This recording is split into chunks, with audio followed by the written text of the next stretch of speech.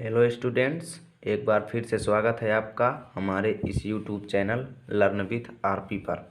दोस्तों, आज मैं आपके सामने एक बहुत ही महत्वपूर्ण टॉपिक लेकर आया हूं, जिसका नाम है डाल्टन का परमाणु सिद्धांत।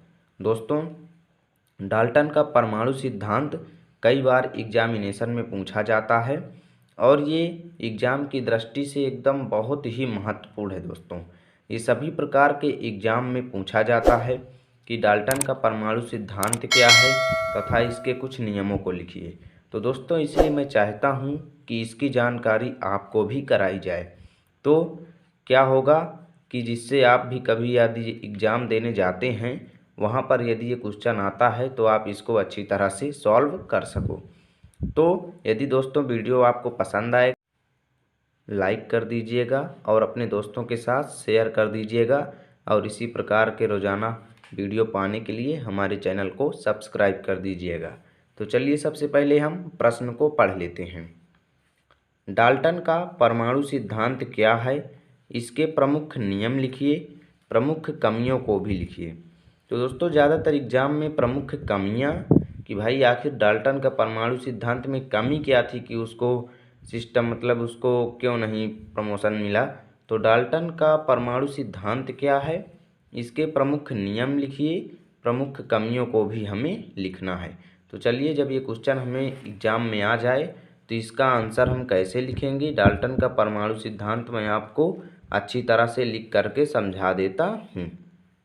तो चलिए देखिए, उत्तर लिख देंगे और लिख देंगे जॉन डाल्टन ने 1808 ईस्वी में, देखिए डाल्टन का पूरा नाम जो है वो जॉन डाल्टन है, ठीक, जॉन डाल्टन। तो जॉन डाल्टन ने 1808 ईस्वी में द्रव्य की संरचना तथा परमाणु संबंधी एक सुव्यवस्थित विचार अपनी परिकल्पनाओं में प्रस्तुत किया, जिसे डाल्टन का परमाणुवाद कहा जाता है। तो डाल्टन द्वारा दिए गए कुछ नियम इस प्रकार हैं। पहला है, पदार्थ या तत्व अनेक सूक्ष्म कणों से बने होते हैं, जिन्हें हम परमाणु कहते हैं। दूसरा है, परमाणुओं को ना तो नष्ट किया जा सकता है और ना ही बनाया जा सकता है। तीसरा देखिए, तीसरा उन्होंने क्या नियम कहा, परमाणु अविभाज्य होता है। चौथा, परमाणु सरल पूर्णांक अनुपात में संयुक्त होते हैं। अब इसके परमाणु मॉडल की कमियां देख लेते हैं। अभी हम एक बार इसको उदाहरण के साथ और अच्छी तरह से हम रफ कार्य कर करके इसको आपको समझाएंगे। अभी हम एक बार आपको पढ़ा रहे हैं पूरा। तो कमियां क्या है इनकी कि डाल्टन ने परमाणु को अविभाज्य बताया था, लेकिन आगे चल कर के क्या हुआ कि आगे चलकर वैज्ञानिकों ने परमाणु को विभाज्य बताया और परमाणु के मुख्य 3 मूल कण ज्ञात कर लिए उन्होंने, जिनका नाम है इलेक्ट्रॉन, प्रोटॉन तथा न्यूट्रॉन की खोज कर दिया, और डाल्टन का सिद्धांत फेल हो गया। तो यही इनके सिद्धांत की कमियां थी। तो चलिए, इसको मैं एक बार शुरू से आपको पूरा उदाहरण बाय उदाहरण अच्छी तरह से समझा देता हूँ, लाइन बाय लाइन। तो एक बार फिर से क्वेश्चन पढ़ लेते हैं कि डाल्टन का परमाणु सिद्धांत क्या है। कहने का मतलब कि जो डाल्टन वैज्ञानिक हैं, जॉन डाल्टन जो वैज्ञानिक हैं, उन्होंने परमाणु के संबंध में अपना क्या सिद्धांत दिया, वो क्या है, इसको हमें समझाना है। तथा उन्होंने जो कुछ भी नए नए नियम हमें परमाणु के बारे में दिया था, उसको भी हमको लिखना है।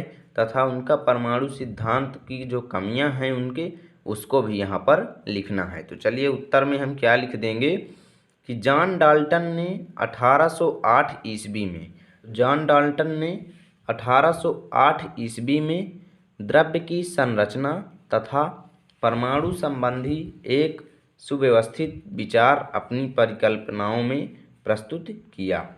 तो जॉन डाल्टन जो वैज्ञानिक हैं, उन्होंने कब प्रस्तुत किया अपना परमाणुवाद, 1808 ईस्वी में।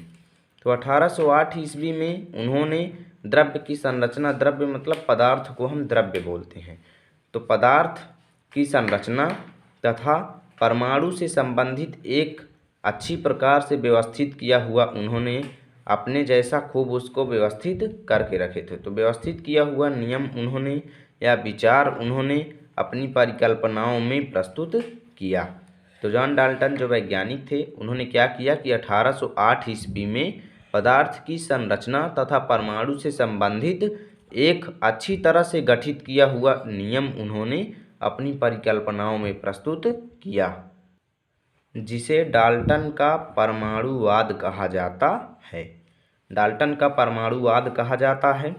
तो दोस्तों यहाँ से यहाँ तक आपने क्या समझा, तो लिख देंगे, जब ये एग्जाम में आ जाएगा तो लिख देंगे जॉन डाल्टन ने 1808 ईस्वी में पदार्थ की संरचना तथा परमाणु संबंधी एक सुव्यवस्थित किया हुआ नियम प्रस्तुत किया, जिसे हम डाल्टन का परमाणुवाद कहते हैं।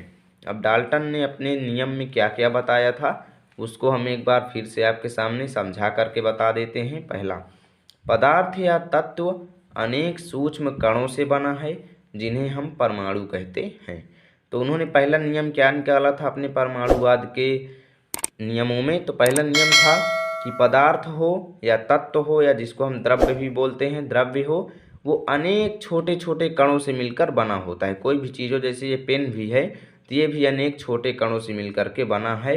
तो उन्होंने क्या बताया कि जब कोई पदार्थ जो होता है छोटे छोटे कणों से मिलकर बना होता है तो उन्हीं कणों को हम परमाणु कहते हैं, जो अत्यंत सूक्ष्म कण होते हैं। दूसरा नियम उन्होंने क्या कहा कि परमाणुओं को ना तो नष्ट किया जा सकता है और ना ही बनाया जा सकता है। उन्होंने क्या कहा कि जो परमाणु होते हैं ना तो उनको हम एकदम बेकार या उनको नष्ट ही कर सकते ना ही कर सकते हैं और ना ही उनको हम नया बना सकते हैं। कहने का मतलब कि हम उनका रूप और रंग बदल सकते हैं लेकिन उनको हम नष्ट नहीं कर सकते। तीसरा नियम उन्होंने क्या निकाला कि परमाणु अविभाज्य होता है। परमाणु जो होता है, पदार्थ की सबसे छोटी इकाई परमाणु जो होती है वो अविभाज्य होती है। कहने का मतलब कि जिसको अनेक भागों में बांटा नहीं जा सकता, अविभाज्य उसी को बोलते हैं। तो परमाणु जो है वो अविभाज्य होता है। चौथा उन्होंने क्या कहा कि परमाणु सरल अनुपात में या पूर्णांक में संयुक्त होते हैं। परमाणु जो होते हैं वो एक बहुत ही सरल अनुपात में मिले होते हैं। तो कमियां देख लेते हैं उनकी, डाल्टन के परमाणु की जो कमियां थी उसको देख लेते हैं।